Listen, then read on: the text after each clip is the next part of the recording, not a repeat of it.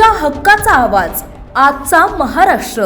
शासकीय विश्रामगृह येथे हिंगोली माजी मंत्री महादेव जानकर यांच्या राष्ट्रीय समाज पक्षाची आढावा बैठक गुरुवारी दिनांक 19 फेब्रुवारी रोजी आयोजित करण्यात आली होती। यामध्ये जोडतळा येथील विठ्ठल ज्ञानेश्वर जाधव यांची राष्ट्रीय समाज पक्षाच्या हिंगोली जिल्हाध्यक्षपदी निवड करण्यात आली।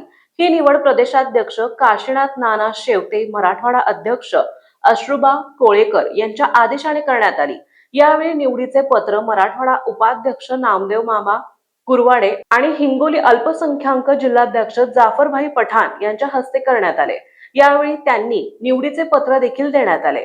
यावेळी विठ्ठल जाधव म्हणाले की हिंगोली जिल्ह्यात होऊ घातलेल्या जिल्हा परिषद आणि पंचायत समिती निवडणूक राष्ट्रीय समाज पक्ष ताकदीने लढणार आहे आणि जिल्ह्यातील 5ही तालुक्यात मोठी फळी निर्माण करून सर्व समाज घटकांना न्याय देणार असल्याचंही त्यांनी सांगितलंय।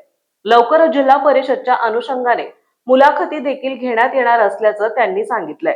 आजचा महाराष्ट्रासाठी परशुराम निखळे, हिंगोली।